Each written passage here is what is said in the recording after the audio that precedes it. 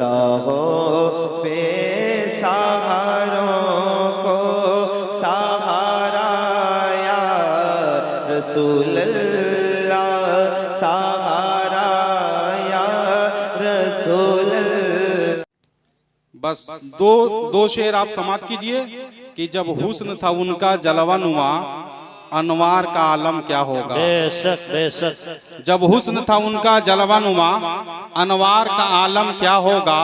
हर कोई फिदा है बिन देखे दीदार का आलम क्या होगा। वाह। हर कोई फिदा है बिन देखे दीदार का आलम क्या होगा। और ये भी आप समाप्त फरमाते चलें कि सुन सुन के सहाबा की बातें कुफार मुसलमान होते थे। बेशक। सुन सुन के सहाबा की बातें कुफार मुसलमान होते थे। फिर मेरे रसूल अकरम की गुफ्तार का आलम क्या होगा। सुभान अल्लाह। फिर मेरे रसूल अकरम की गुफ्तार का आलम क्या होगा। और चाहें तो इशारों से अपने काया ही पलट दें दुनिया की, चाहें तो इशारों से अपने काया ही पलट दें दुनिया की। अरे ये शान है उनके गुलामों की तो सरदार का आलम क्या होगा। ये शान है उनके गुलामों की तो सरदार का आलम क्या होगा। और हासिल कलाम शेर आप तक पहुंचाने की कोशिश कर रहा हूं कि एक सिमत अली, एक सिमत उमर, सिद्दीक इधर, उस्मान उधर। बेशक। एक सिमत अली, एक सिमत उमर, सिद्दीक इधर, उस्मान उधर। अरे उन जगमग जगमग तारों में सरकार का आलम क्या होगा। उन जगमग जगमग तारों में सरकार का आलम क्या होगा। जब हुस्न था उनका जलवा नुमा, अनवार का आलम क्या होगा। हर कोई फिदा है बिन देखे दीदार का आलम क्या होगा। जब उनके गदा भर देते हैं शाहाने जमाना की झोली। बेशक।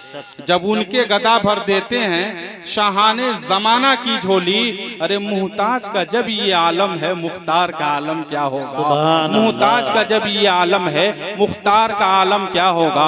अजीज़ाने मिल्लत इस्लामिया, आज हम और आप हजरत अवैसे करनी कॉन्फ्रेंस में हाजिरी की सआदतें हासिल कर रहे हैं। मुसलमानों और सुन्नी मुसलमानों, अपने जहन को आप थोड़ी देर के लिए हाजिर कीजिएगा और मेरी बात आप समझने की कोशिश कीजिएगा। आपने ये तजर्बा किया होगा, आपने ये देखा होगा, जब भी इंसान किसी अच्छी जगहों पे जाता है जहां अल्लाह और उसके रसूल का तस्करा हो, जहां पे इंसान जाए तो हर कदम के बदले में उसे नेकियों, उसके नामे अमाल में नेकियों का इजाफा होता रहे। लेकिन इंसान ऐसी जगहों पे जाने से बहुत ज्यादा कतराता है, ऐसी जगहों पे नहीं जाता। आपने देखा होगा मुअज्जिन हय्य अलस सलाह और हय्य अलल फलाह की सदाएं बुलंद करता है। आदमी इंसान दुकान पे चाय पीते नजर आता है, बिस्किट खाते नजर आता है, पान खाते नजर आता है, लेकिन मस्जिद तक वो पहुंच नहीं पाता। अजीज़ाने मिल्लत इस्लामिया, और जहां दुनिया की रंगीनियां हो रही हो, जहां दुनिया की बेहयाइयां हो रही हो, उस जगह पे इंसान बगैर बुलाए जाता। अब मैं सोचने लगा ये इंसान की ये फितरत में शामिल है। इंसान कभी अपना नुकसान नहीं चाहता, इंसान कभी अपना घाटा नहीं चाहता, इंसान ये नहीं चाहता कि उसका नुकसान हो जाए, इंसान ये नहीं चाहता कि उसका घाटा हो जाए। लेकिन इस इंसान को हो क्या गया कि अच्छी जगहों पे ये नहीं जाता, मस्जिदों में ये नहीं जाता, जलसों में जाता है तो भग जाता है। और जहां अल्लाह और उसके रसूल का जिक्र होता है कुर्सियों पे बैठ करके गफलत की नींद में सोते रहता है। जब मैंने बहुत गौर किया आखिर मामला क्या है, इंसान अच्छी जगहों पे जाने से कतराता है और बुरी जगहों पे बगैर बुलाए जाता है। जब मैंने बहुत गौर किया और जब मैंने किताबों का मुताला किया और उलमाए किराम के जूतियों को जब मैंने सीधा किया तो मेरे निगाहों के सामने से प्यारे एक हदीस गुजरी थी, एक रिवायत गुजरी थी। वो रिवायत मैं आपके सामने रखना चाहूंगा, आप अंदाजा लगा लोगे आखिर वो कौन सी चीज है जो इंसान को अच्छाई की तरफ नहीं ले जाती। जब भी ले जाती है तो बुराई की तरफ ले जाती है, जब भी ले जाती है तो बेहयाई की तरफ ले जाती है। अजीज़ाने मिल्लत इस्लामिया, मेरे निगाहों के सामने से एक रिवायत गुजरी है। एक नाम आप याद कीजिएगा जिसे दुनिया मालिक बिन दीनार के नाम से जाना करती है। हज़रत मालिक बिन दीनार है मुसलमानों, उनका ये मामूल था, उनका ये मशगला था, उनका ये तरीका था। जब भी वो अपने घर से निकलते थे सामने जो भी आ गया वो ही नहीं देखते थे कि सामने वाला छोटा सा बच्चा है या नौजवान है या बुजुर्ग है। नहीं मुसलमानों, हज़रत मालिक बिन दीनार सलाम में पहल किया करते थे। अगर सामने बच्चा आ गया उसको भी पहले सलाम करते थे, सामने जवान आ गया उसको भी सलाम करते थे, सामने बूढ़ा आ गया उसको भी सलाम करते थे। अजीज़ाने मिल्लत इस्लामिया, इस्लामिया, ये तरीका हजरत मालिक बिन दीनार का था। अब मैं आपसे यह जानना चाहूंगा, आप बताओ क्या मालिक बिन दीनार का यह तरीका बढ़िया था कि नहीं? सही था, अच्छा था कि नहीं? सामने जो भी आ गया, हजरत मालिक बिन दीनार सलाम में पहल करते थे। मुसलमानों, एक दिन हजरत मालिक बिन दीनार अपने घर से निकले और सीधी सड़क पकड़ के जा रहे थे। देखा कि एक बच्चा है जो रोड के किनारे, जो सड़क के किनारे धूल और मिट्टी में खेल रहा है। छोटा सा बच्चा है, बहुत छोटा है, सही तरीके से बोल भी नहीं पाता। हजरत मालिक बिन दीनार ने जब देखा उस बच्चे को कि धूल और मिट्टी में खेल रहा है, अजीज़ाने मिल्लत इस्लामिया, हजरत मालिक बिन दीनार ने यहीं पर अपने दिल में ये इरादा बना लिया कि जब मैं उस बच्चे के पास जाऊंगा तो उससे सलाम करूंगा। इरादा नेक था कि नहीं? इरादा नेक था कि नहीं? उन्होंने इरादा बना लिया, अपने दिल में यह तय कर लिया, जब मैं उस बच्चे के पास जाऊंगा तो मैं उससे सलाम करूंगा। अजीज़ाने मिल्लत इस्लामिया, हजरत मालिक बिन दीनार गए, रास्ते से चल रहे हैं। जब बच्चे के करीब पहुंचे तो उनके दिमाग ने यह कहा कि सुनो सुनो, उनके ज़हन ने यह कहा, या उनके नफ्स ने, मैं यहाँ कहता हूँ उनके नफ्स ने कहा, ये मालिक बिन दीनार ये बच्चा ही है ना, सलाम करोगे न करोगे कोई फर्क पड़ने वाला नहीं।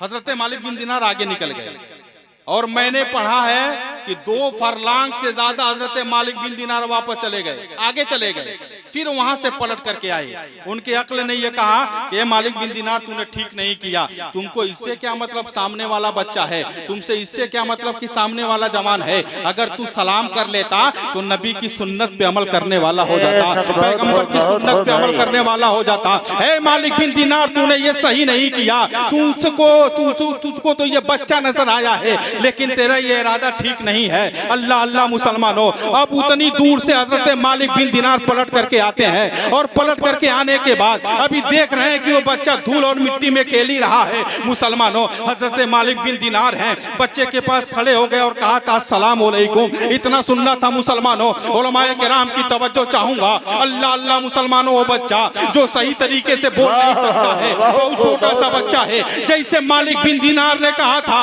अस्सलाम वालेकुम व रहमतुल्लाहि व बरकातुहू, अल्लाह अल्लाह मुसलमानों, उस बच्चे ने जवाब दिया वालेकुम सलाम या मालिक बिन दीनार। अल्लाह अल्लाह मुसलमानों, इतना सुनना है, हजरत मालिक बिन दीनार ताज्जुब में पड़ जाते हैं, परेशान हो जाते हैं, हैरान हो जाते हैं कि मैं इस बच्चे को जानता नहीं, मैं इस बच्चे को पहचानता नहीं, मैं ये भी नहीं जानता ये बेटा है तो किसका है, ये बच्चा है तो किसका है, लेकिन इस बच्चे को कैसे मालूम है कि मैं ही मालिक बिन दीनार हूँ, मैं ही मालिक बिन दीनार हूँ। अजीज़ाने मिल्लत इस्लामिया, हजरत मालिक बिन दीनार ने उस बच्चे को अपने गोद में उठाया है और उठाने के बाद पेशानी पर बोसा दिया और बोसा देने के बाद कहा था, ए मेरे लाल, मैं तुझे जानता नहीं हो, मैं तुझे पहचानता नहीं हो, मैं ये भी नहीं जानता हूँ कि तू बेटा किसका है, तू किसके घर का रहने वाला है, लेकिन तू ये बता कि तू कैसे जानता है कि मैं मालिक इब्ने दीनार हूँ, तुझे कैसे मालूम हुआ कि मैं मालिक इब्ने दीनार हूँ। मुसलमानों, इतना सुनना था, वो बच्चा अपनी तूतली जबान में कहता है, ए मालिक इब्ने दीनार, मैं आपको आज ही से नहीं पहचानता, बल्कि उस वक्त से पहचानता हूँ जब रब्बे कायनात ने आलमे अरवाह में तमाम रूहों को इकट्ठा किया था और इकट्ठा करने के बाद कहा था अलस्तु बिरब्बिकुम, क्या मैं तुम्हारा रब नहीं हूँ। अल्लाह अल्लाह मुसलमानों, इतना सुनना था, हजरत मालिक बिन दीनार ने कहा तो तू जाना कैसे। मुसलमानों, तो उस बच्चे ने जवाब दिया था, ए मालिक बिन दीनार, जिस जगह आपकी रूह अल्लाह की रुबूबियत का इकरार कर रही थी, वहीं पे मेरी रूह भी रब की रुबूबियत का इकरार कर रही है। नारे तकबीर, नारे तकबीर, नारे रिसालत, नारे रिसालत, मसलके आला हजरत हजरत अवैसे करली कॉन्फ्रेंस, नारे तकबीर, नारे रिसालत।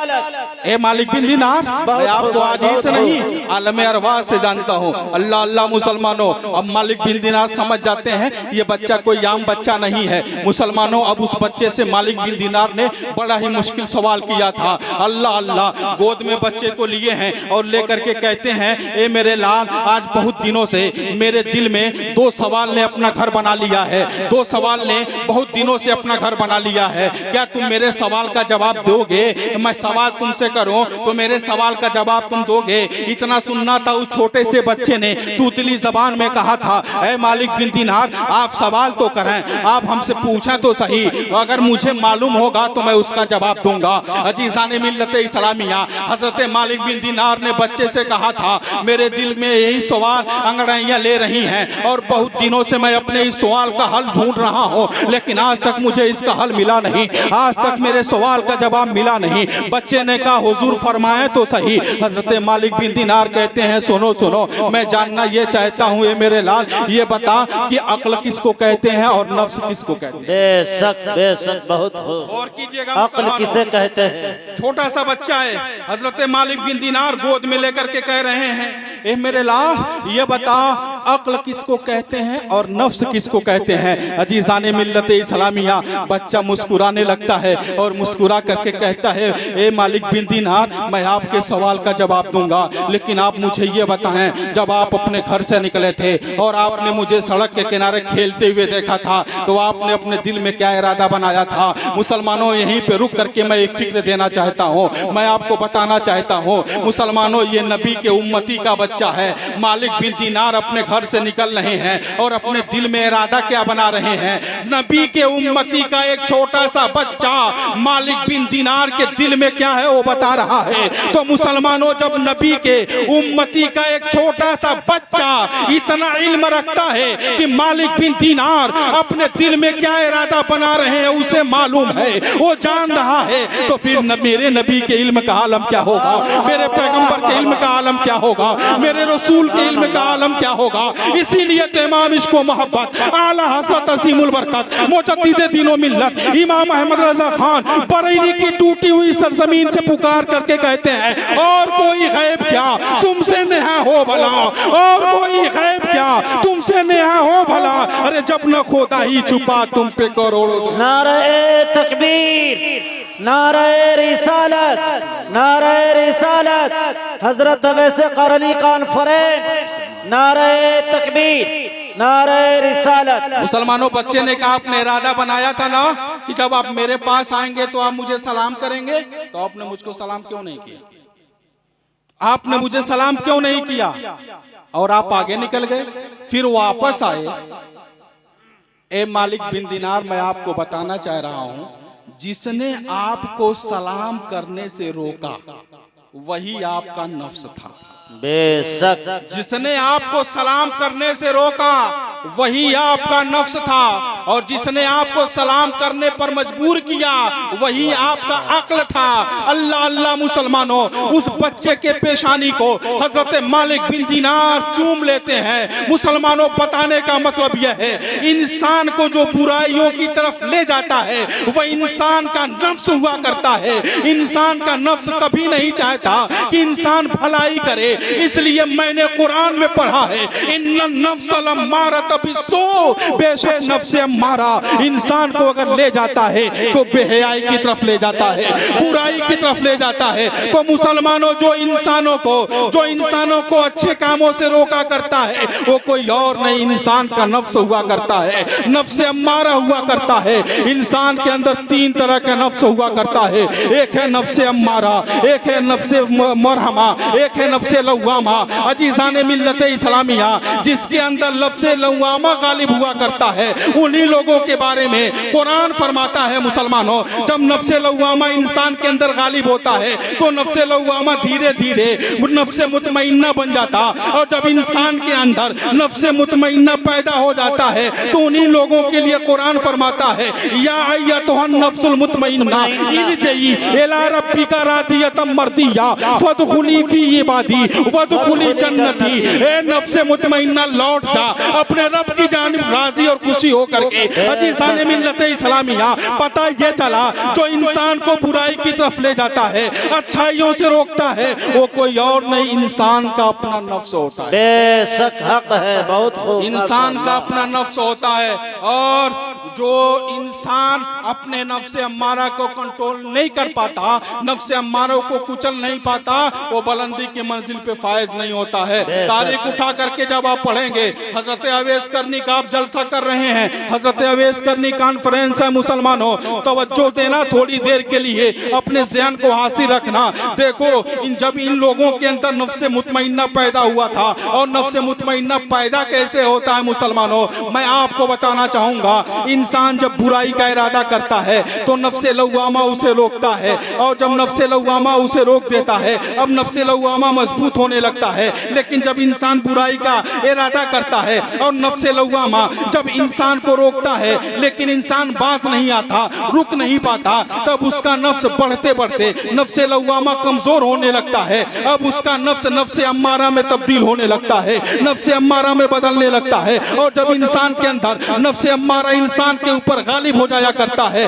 तो इंसान को हराम हराम नहीं समझ में आता, हलाल हलाल समझ में नहीं आता। इंसान को अगर इंसान बुराई करता है तो उसके नजर में वो अच्छा काम हुआ करता है, लेकिन जिसके अंदर नफ्स मुतमइन्ना अपना घर बना लेता है मुसलमानों, अल्लाह अल्लाह मुसलमानों, आओ मैं आपको बताना चाहूंगा। हजरत अवैस करनी रहमतुल्लाह ताला अलैह हैं, या रज़ियल्लाहु ताला अन्हु हैं, अजीज़ाने मिल्लत इस्लामिया। हजरत अवैस करनी है शाबानुल मुअज़्ज़म की 15वीं रात में जो हम फातिहा दिया करते हैं, वो किसी और के लिए नहीं, किसी और के नाम से नहीं, बल्कि हजरत अवैस करनी के नाम से दिया करते हैं। इतना बड़ा मकाम उनको क्यों मिला कि रहती दुनिया तक, जब तक इस दुनिया में नबी का भी एक मानने वाला रहेगा, एक सुन्नी सहीउल अकीदा इंसान दुनिया में रहेगा, हजरत अवैस करनी को याद किया जाता रहेगा, इनकी याद ताज़ा रहेगी, क़यामत तक इनकी याद को भुलाया नहीं जा सकता।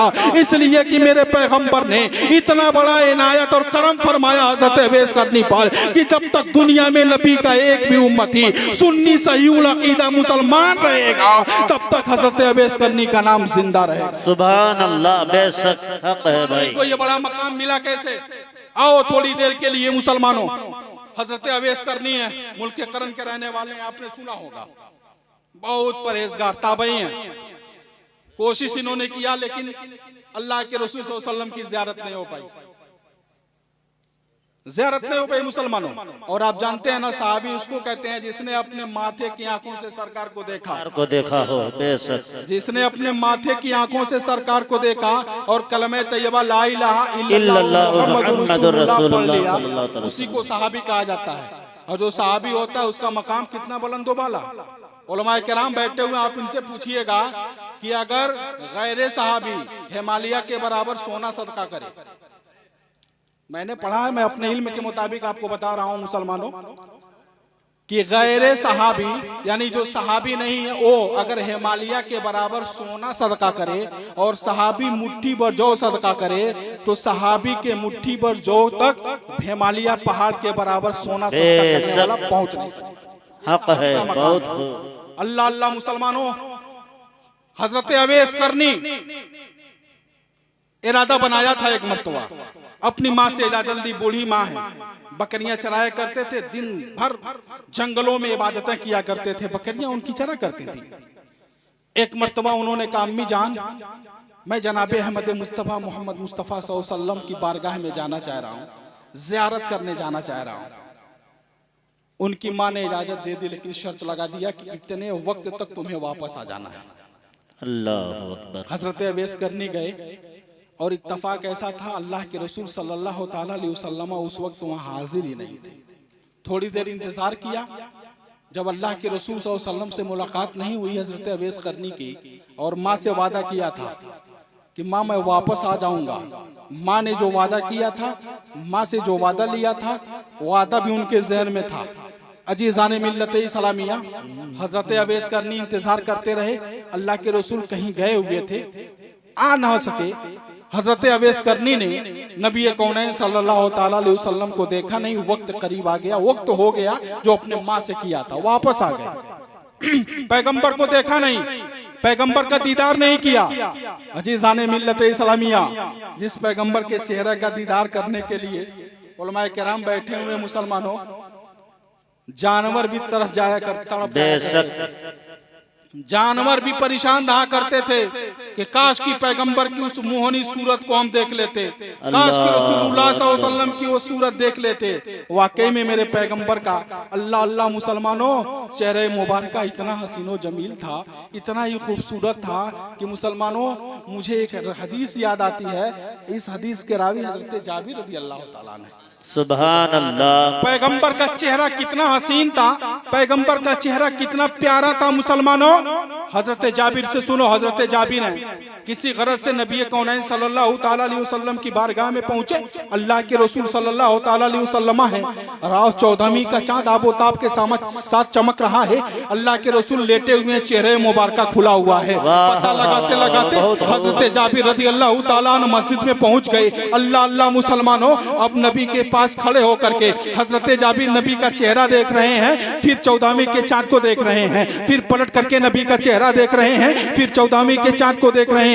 मुसलमानों कश्मकश में है, नबी का चेहरा देख रहे हैं, फिर चांद को देख रहे हैं। मेरे नबी ने कहा था, ए जाबिर आखिर मामला क्या है, तुम इतनी देर से खड़े हो, कभी चांद की तरफ देखते, कभी मेरी तरफ देखते, आखिर मामला क्या है। मुसलमानों हजरत जाबिर ने बड़ा प्यारा जवाब दिया था, या रसूल अल्लाह, मैं आपके चेहरे की तरफ एक निगाह कर रहा हूँ और एक नजर 14वीं के चांद की तरफ कर रहा हूँ, और दोनों में मैं मुआजना कर रहा हूँ, दोनों में मैं मुआजना कर रहा हूँ। या रसूल अल्लाह, आपका चेहरा ज्यादा खूबसूरत है या 14वीं का चांद ज्यादा खूबसूरत है, आपका चेहरा ज्यादा चमकदार है या 14वीं का चांद ज्यादा चमकदार है। मेरे नबी ने कहा था, ए जाबिर ये बता तू किस नतीजे पर पहुंचा, तेरा फैसला क्या है। हजरत जाबिर ने कहा था, या रसूल अल्लाह, अरे जो चमक आपके चेहरे के अंदर है, जो खूबसूरती आपके चेहरे के अंदर है, वो खूबसूरती 14वीं के चांद के अंदर नहीं।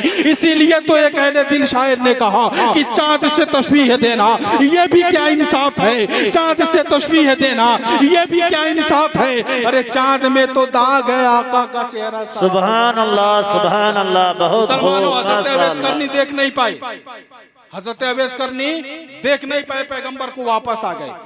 फिर दूसरी मर्तबा उन्होंने इरादा बनाया, माँ से इजाजत मांगी। माँ ने कहा, बेटे तुम देख रहे हो मेरी हालत कैसी है, मेरी निकाहत का आलम यह है कि मैं अपने मन से उठ नहीं पाती, मैं बैठ नहीं पाती, बड़ी कमजोर हूँ, बड़ी कमजोरी के आलम में मैं अपनी जिंदगी गुजार रही हूँ, तेरे अलावा मेरा है कौन। हजरत अवैस करनी ने माँ की खिदमत के लिए दीदारे मुस्तफ़ा को छोड़ा, पैगंबर से मुलाकात करने की गरज से नहीं गए, माँ ने इजाजत नहीं दिया। तवज्जो के साथ नौजवानों सुनना, माँ ने इजाजत नहीं दी।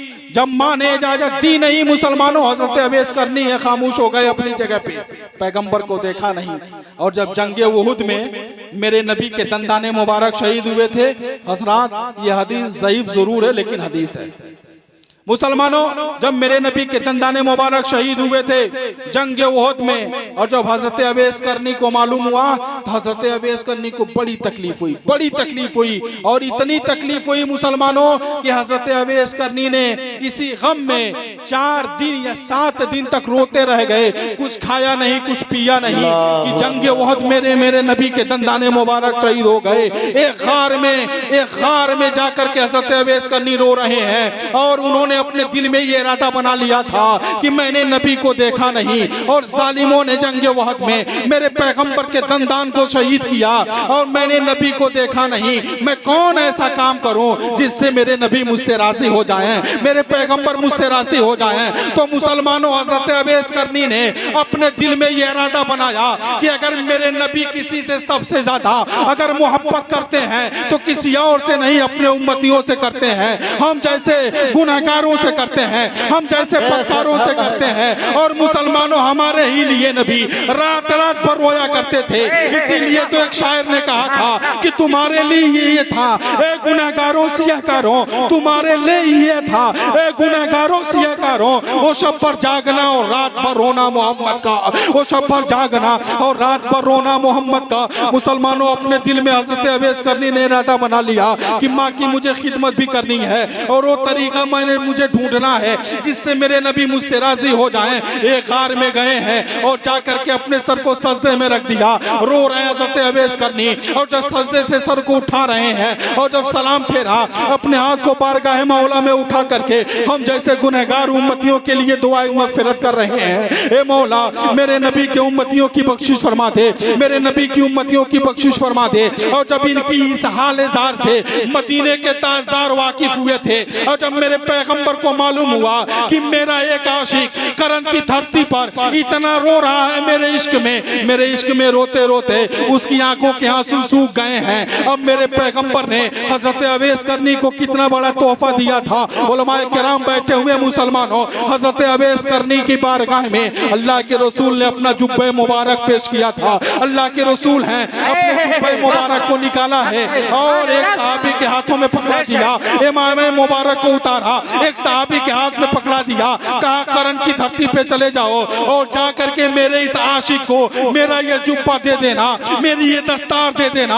अजीज़ाने मिल्लत इस्लामिया, मक्का की धरती या मदीना की धरती से चलने वाले चले हैं और जब करन की धरती पर पहुंचे हैं मुसलमानों, और जब लोगों से पूछा था, ए लोगों बताओ अवैस कहाँ मिलेंगे, लोगों ने कहा था, ए तुम उस पागल की बात क्या करते हो जो दिन भर गार में रोया करता है, बकरियां चराया करता है, इसके अलावा उसका कोई काम नहीं है। अल्लाह अल्लाह मुसलमानों, गालिबन खलीफे दोयम थे मुसलमानों। उन्होंने कहा ठीक है, आप जिसको उनको जो समझते हो समझते रहो, लेकिन आप मुझे उनका पता तो बता दो, आप बता तो दो आखिर वो रहते कहाँ हैं, उनसे हम मिलेंगे तो कहाँ मिलेंगे, उनसे मुलाकात होगी तो कहाँ होगी। अजीज़ाने मिल्लत इस्लामिया, बताने वालों ने बताया है आप जंगलों में जाइए, पहाड़ के खो में जाइए, वहीं पे वो दीवाना मिलेगा, वहीं पे वो मजनू मिलेगा, वहीं पे वो पागल मिलेगा। अल्लाह अल्लाह मुसलमानों, जरा गौर करना मुसलमानों, हजरत अवैस करनी का पता पूछ करके जब सहाबी रसूल पहुंचे हैं, देखते क्या हैं,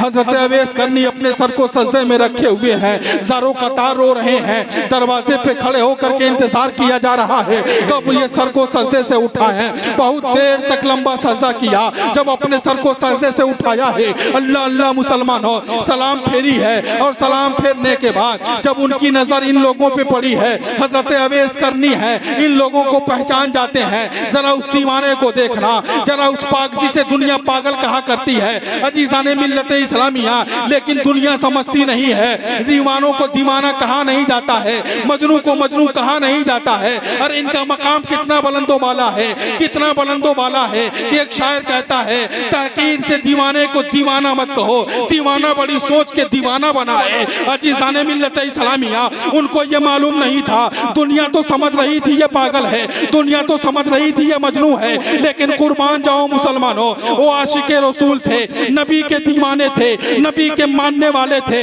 जब सर को सजदे से उठाया है, सलाम फेरी है, साहबी रसूल हैं, जुब्बा पेश किया है, दस्तार दिया है, कहा अल्लाह के रसूल ने आपको सलाम भेजा है और अपना जुब्बे मुबारका भेजा है और अपना दस्तार मुबारक भेजा है। अल्लाह अल्लाह मुसलमानों, हजरत अवैस करनी की खुशी की इंतहा न रहती है, खुशी से फूले नहीं समाते मुसलमानों, अब खुशी के आंसू निकलने लगते हैं, खुशी के आंसू निकल रहे हैं और जुब्बे मुबारका को पहना है। हजरत अवैस करनी ने सर पे अमामा को बांधा है, दस्तार मुस्तफ़ा को बांधा है और बांधने के बाद फिर सर को सजदे में रख देते हैं और फिर नबी के उम्मतियों के लिए दुआए मग़फ़िरत कर रहे हैं। अजीज़ाने मिल्लत इस्लामिया, जरा देखो इतने बड़े आशिके रसूल हैं, नबी को राज़ी करने के लिए, इसलिए कि उन्हें मालूम था, वो जानते थे कि अल्लाह उसी से राज़ी होगा जिससे मेरे नबी राज़ी होंगे, जिससे पैगंबर राज़ी होंगे। और इसी बात को अल्लाह रब्बुल इज्जत ने कुरान में फरमाया, कुल इन कुंतुम तुहिब्बूनल्लाह फत्तबिऊनी युहिब्बुकुमुल्लाह। अजीज़ाने मिल्लत इस्लामिया, अब यहीं रुक करके मैं आपको बताना चाहूँगा, ये हज़रत अवैस करनी है। अल्लाह अल्लाह मुसलमानों, उनका मकाम इतना बुलंदो बाला मेरे पैगंबर ने बनाया है मुसलमानों। जुब्बा भी अता किया, दस्तार भी दी और ता क़यामत यानी क़यामत तक ये वाजिब करार दिया गया, ये सुन्नत करार दी गई कि जब भी शाबानुल मुअज़्ज़म की 15वीं रात आएगी, जो बरकत वाली रात होगी, अज़मत वाली रात होगी, उस रात में मेरे अवैस को याद किया जाता है। नारे तकबीर, नारे रिसालत, मसलके आला हज़रत, बस्ती बस्ती करिया करिया, हम सबकी बख्शिश का जरिया हजरत अवैसे करनी कॉन्फ्रेंस। जिंदाबाद। नारे तकबीर, नारे रिसालत। सुभान अल्लाह। अगर मैं हजरत अवैस करनी के ताल्लुक से गुफ्तगू करूं तो बहुत सारा वक्त लगेगा, लेकिन आप अपने ज़हन को हाजिर कीजिए। हजरत अवैस करनी ने मां ने इजाजत दी नहीं थी मुसलमानों, तो इरादा तर्क कर दिया। जरा देखिए माँ का मकाम भी कितना बुलंदोबाला होता है, वालिदैन का मकाम कितना बुलंदोबाला होता है मुसलमानों। आज हर इंसान के दिल की ख्वाहिश यही है कि अल्लाह हमसे राजी हो जाए, है कि नहीं? हर आदमी ही चाहता है ना, चाहे वो जिस भी कास्ट का रहने वाला हो, जिस भी धर्म से ताल्लुक रखने वाला हो, हर इंसान के दिल की ख्वाहिश है कि अल्लाह मुझसे राजी हो जाए, है कि नहीं? हर इंसान चाहता है ना कि अल्लाह मुझसे राजी हो जाए। हर इंसान ये चाहता है कि अल्लाह मुझसे राजी हो जाए मुसलमानों। लेकिन जरा गौर करना, तवज्जो के साथ मेरी बात सुनना। हर इंसान के दिल की यह ख्वाहिश है कि मौला मुझसे राजी हो जाए, और रब की रजा हासिल करने के लिए इंसान कोशिश भी करता है। लेकिन अल्लाह राजी कैसे होगा? अल्लाह राजी कैसे होगा? पूरी दुनिया तो अल्लाह की रजा चाह रही है, लेकिन हे मौला तू भी किसी की रजा चाहता तो रहनुमाई फरमाई बरेली के ताजदार ने। मुसलमानों, ये इंसान चाहता है कि अल्लाह मुझसे राजी हो जाए, लेकिन मकाम मुस्तफ़ा को देखना। आला हज़रत फरमाते हैं कि खुदा की रजा चाहते हैं दो आलम। बहुत खूब। खुदा की रजा चाहते हैं दो आलम। अरे खुदा चाहता है रज़ाए मोहम्मद। वाह वाह। खुदा चाहता है रज़ाए मोहम्मद। मुसलमानों, अल्लाह की रजा हर इंसान चाहता है, लेकिन आओ अल्लाह राजी कैसे होगा? यहाँ उलमाए किराम बैठे हुए हैं, मैंने पढ़ा है मुसलमानों, मैंने पढ़ा ही नहीं, मैंने पढ़ाया भी है बच्चों को। फारसी अगर आप पढ़े होंगे तो आपको मालूम होगा, फारसी के अंदर मैंने इबारत पढ़ाई है बच्चों को कि माँ बाप की रजा में अल्लाह की रजा है। माँ बाप की रजा में अल्लाह की रजा है, और माँ बाप की नाराजगी में अल्लाह की नाराजगी है। अजीज़ान मिल्लत इस्लामिया, और ये बात हजरत अवैस करनी को मालूम थी। हजरत अवैस करनी ने इसीलिए जब माँ ने कह दिया था कि बेटा तुम मेरी हालत को देख रहा है कि मैं किस तरीके से हूँ, मेरे अंदर कमजोरी कितनी है, मेरे अंदर निकाहत कितनी है, तू चला जाएगा तो मेरी देख रेख कौन करेगा? अजीज़ान मिल्लत इस्लामिया, तो जब माँ ने इजाजत नहीं दी मुसलमान हो, तो हज़रत अवैस करनी ने इरादा तर्क कर दिया और हमें ज़हन भी दिया। ए लोगों, नौजवानों, सुनो सुनो, चाहे तुम्हारे साथ कोई मुसीबत क्यों ना आ जाए, परेशानी क्यों ना आ जाए, लेकिन कभी भी अपने वालिदैन की खिदमत करने से कासिर मत रहना, अपने माँ बाप की खिदमत करना। आज मुसलमानों, आपने देखा होगा कुछ नालायक बच्चे ऐसे भी हैं, जब उसके वालिदैन बुढ़ापे को पहुंच जाते हैं तो ये नौजवान अपने बच्चों को बोलते, अपने माँ को बुरा भला कहते हैं, और कुछ तो डंडी भी लगा दिया करते हैं। लेकिन आओ नौजवानों, फिरोज सलीमी का ये जुमला अपने ज़हन की डायरी में नोट कर लेना कि अगर तुम्हारी माँ ने तुम्हारे लिए अपने हाथ को बद्दुआ के लिए उठा दिया तो दुनिया का कोई ताकत ऐसी नहीं है कि जो उसको टाल सके। इसलिए कि जो मकाम अंबिया किराम के दुआओं का बताया गया है, वही उसी तरह का मकाम वालिदैन के दुआओं को भी बताया गया है, इनकी बद्दुआओं को बताया गया है। अजीज़ान मिल्लत इस्लामिया, माँ बाप के दुआओं का आलम क्या होता है? अल्लाह अल्लाह, मेरे निगाहों के सामने से एक रिवायत गुजरी है। अगर आपके ऊपर बोझ में महसूस न बन रहा हो तो आप कहें तो मैं 10 मिनट और आपसे गुफ्तगू करूं। बोलूं 10 मिनट? दरूद पाक पढ़िए, अल्लाहुम्मा सल्ली अला सय्यदिना सफीना मौलाना मुहम्मद बारिक व सल्लिम सलातो व सलामन अलैका या रसूलल्लाह सल्लल्लाहु तआला अलैहि वसल्लम। हज़रात, वालिदैन का मकाम कितना बुलंदो वाला है। कुरान के अंदर अल्लाह फरमाता है, वला तकुल लहुमा उफ़्फ़िन वला तनहरहुमा व कुल लहुमा कौलन करीमा, कि जब तुम्हारे माँ बाप बूढ़े हो जाएं उन्हें उफ न कहो, बल्कि उन्हें छिड़को ना। अगर बात करनी है तो नरमी के साथ करो, बात करनी है तो नरमी के साथ करो। हजरात, माँ बाप का मकाम बड़ा बुलंदो वाला है। आप अंदाजा लगाओ मुसलमानों, माँ का और बाप से कहीं ज्यादा हक माँ का बना कर, माँ का है। एक साहबी रसूल नबी की बारगाह में पहुंचे और कहा था, या रसूल अल्लाह, मेरे हुस्ने सलूक का ज्यादा हकदार कौन है? हजरत अवैस करनी कॉन्फ्रेंस से मैं पैगाम आपको दे रहा हूं मुसलमानों। कहा था, या रसूल अल्लाह, मेरे हुस्ने सलूक का ज्यादा हकदार कौन है, बाप है या माँ? तो अल्लाह के रसूल ने कहा था, उम्मो का, तेरी माँ है। फिर दूसरी मर्तबा साहबी ने पूछा कि कौन है आका? फिर अल्लाह के रसूल ने फरमाया, तेरी माँ। फिर तीसरी मर्तबा साहबी ने पूछा कि या रसूल अल्लाह, मेरे हुस्न सलूक का ज्यादा हकदार कौन?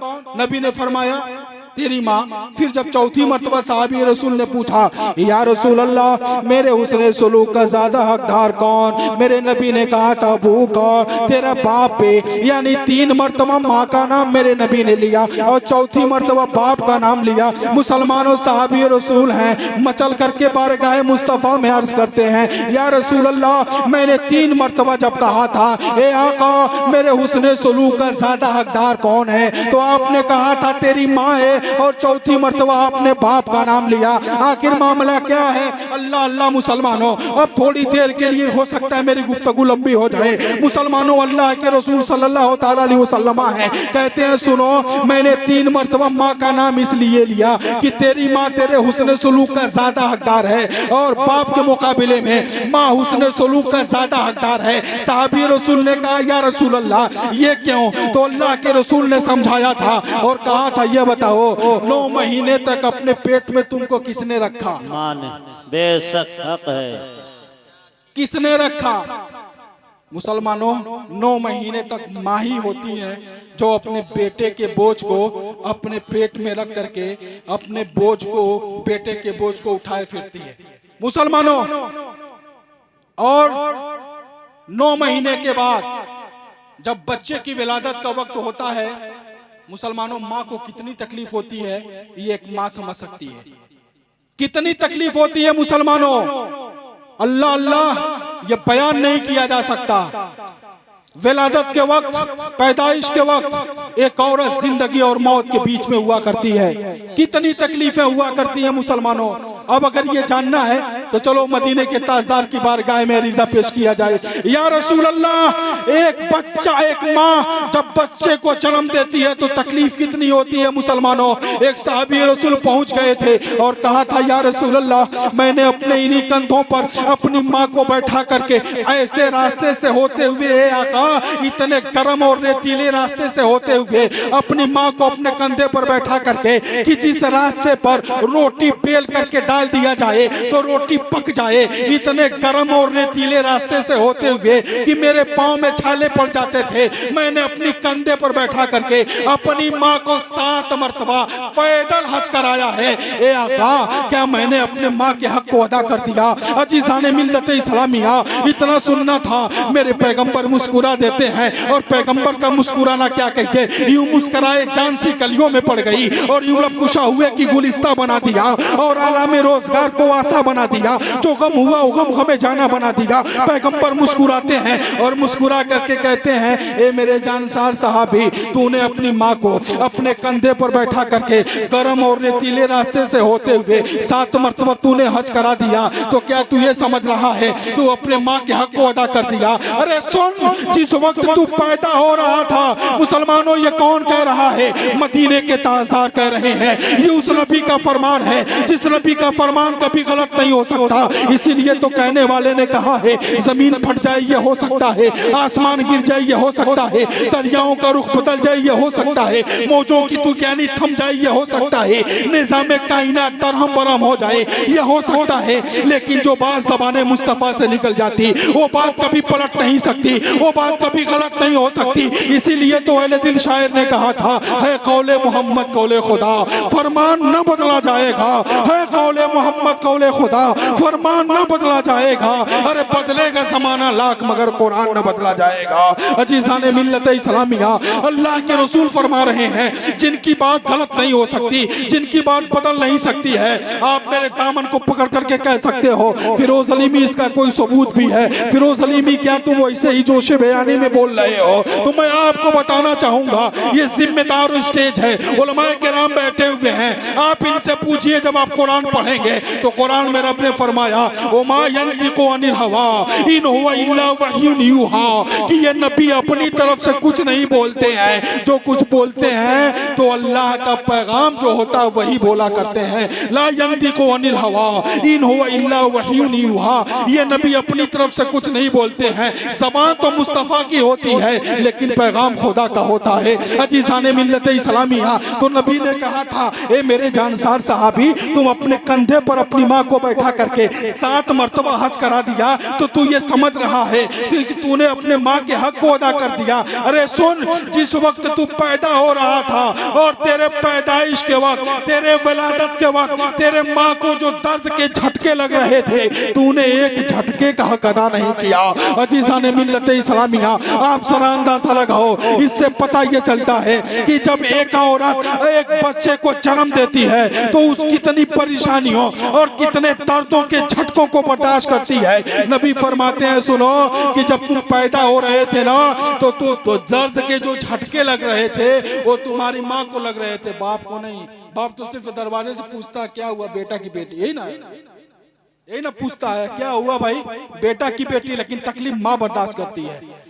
और अल्लाह के रसूल ने फरमाया तीसरी मरतबा मैंने माँ का नाम क्यों लिया कि जब तू पैदा हो गया और तेरे अंदर इतनी ताकत व कुव्वत नहीं कि तू कुछ खा सके, तो अपने सीने का खून बशक्ले दूध तेरी माँ ने तुझे पिलाया है कि नहीं? माँ ही पिलाती है ना, ऐसा तो नहीं है एक दिन कहता है बाप कहता है एक दिन तुम पिलाओ एक दिन हम पिलाएंगे, नहीं ना, माँ ही पिलाती है। मुसलमानों, अपने सीने का खून बशक्ले दूध माँ पिलाया करती है। अल्लाह के रसूल ने कहा चौथी मरतबा मैंने बाप का नाम इसलिए लिया कि जब तुम अब खाने के लायक हो गए तो उसमें तेरी माँ भी शामिल है, तेरा बाप भी शामिल है। तेरा बाप कमा करके लाता है और तेरी माँ बनाती है तो तू खाता है, इसलिए मैंने माँ बाप का नाम लिया। अजीज़ाने मिल्लत इस्लामिया, एक माँ अल्लाह अल्लाह मुसलमानों अपनी औलाद को पालने में, अपने बच्चों को पालने में दर्द को, तकलीफ को सब भुला दिया करती है। जब ठंडियों के रात में एक बेटा जब बिस्तर को गीला कर दिया करता है तो माँ उस गीले बिस्तर पे खुद सो जाती है और अपने बेटे को अपने कलेजे से लगा करके सुला देती है। अजीज़ाने मिल्लत इस्लामिया, इसलिए मैं आपसे कहना चाहूंगा मुसलमानों, हजरत अवैस करनी ने माँ की इजाजत न मिली तो नहीं गए। ए नौजवानों, मकाम बहुत बुलंद वाला है। खुदा माँ बाप को तकलीफ मत देना, जब भी लेना तो उनसे दुआएं लेना, इसलिए कि जब माँ की दुआ अल्लाह अल्लाह इतनी अनमोल दौलत है। अब बात आ गई है माँ की दुआ की, एक रिवायत और सुनो उसके बाद मैं अपनी बात को खत्म करूंगा कि माँ के दुआ का आलम क्या हुआ करता है। मुसलमानों जरा आओ, एक हजरत मूसा अला नबीना का नाम आपने सुना होगा। हजरत मूसा पैगंबर हैं जिन्हें कलीमुल्लाह कहा जाता है, जो अल्लाह रब्बुल इज्जत से कलाम किया करते थे, बात किया करते थे। हजरत मूसा पैगंबर हैं, बारगाह मौला में इल्तिजा किया था, ए रब्बे कायनात जन्नत में मेरा साथी कौन होगा। अल्लाह रब्बुल इज्जत ने हालत इल्हाम में फरमाया था, ए मूसा फला कस्साब का बेटा जन्नत में तेरा साथी होगा। अजीज़ाने मिल्लत इस्लामिया, हजरत मूसा अला नबीना है। अब ये पता लगाने की गरज से चले हैं कि आखिर वो खुश नसीब नौजवान है कौन जो जन्नत में मेरा साथी होगा। हजरत मूसा पैगंबर पता लगाते लगाते पहुंच जाते हैं और जब उस नौजवान की दुकान पे पहुंचते हैं तो क्या देखते हैं, एक नौजवान है गोश्त काट रहा है और बेच रहा है, गोश्त काट रहा है बेच रहा है। सुबह से शाम हो गई, हजरत मूसा पैगंबर वहीं पे हैं। सुबह से शाम हो गई है, मुसलमानों देख रहे हैं ये नौजवान है, कोई जिक्र अस्कार नहीं किया, कोई वजीफा नहीं पढ़ा, सुबह से शाम हो गई है। हजरत मूसा पैगंबर हैरानो परेशान है, ए मौला ऐसा इंसान जन्नत में मेरा साथी होगा, सुबह से शाम तक इसने कोई जिक्र अस्कार नहीं किया, कोई वजीफा नहीं पढ़ा, नमाजों को नहीं पढ़ा, ये जन्नत में मेरा साथी होगा। अजीज़ाने मिल्लत इस्लामिया, शाम हुई है, वो नौजवान अपनी दुकान को समेटा है और समेटने के बाद अब घर जाने की तैयारी कर रहा है। मूसा अला नबीना ने कहा था, ए नौजवान क्या तुम आज मुझे अपने वहाँ मेहमान रख सकते हो। नौजवान ने कहा हुजूर अगर आप मेरे साथ चलें तो आपकी करम नवाजी होगी। मुसलमानों, वो नौजवान हजरत मूसा पैगंबर को लेकर के अपने घर पहुंचा है और पहुंचने के बाद हजरत मूसा अला नबीना को बैठाया है घर के अंदर दाखिल हुआ, अपने सामान को रखा है, रखने के बाद बाहर आया और आकर के कहा था, हुजूर अगर आप तन्हा खाना खाना चाहते हैं तो अभी खा लीजिए, और अगर आपको मेरे साथ खाना खाना है तो आपको थोड़ी देर रुकना होगा। अब हजरत मूसा पैगंबर सोच में पड़ जाते हैं, हो न हो इसी बीच में कोई इबादत करता हो, इसी बीच में कोई जिक्र वस्कार करता हो। हजरत मूसा पैगंबर ने कहा था, ए मेरे नौजवान सुन, मैं तेरे साथ ही खाना खाऊंगा, मैं थोड़ी देर इंतजार कर ले रहा हूँ। अल्लाह अल्लाह मुसलमानों,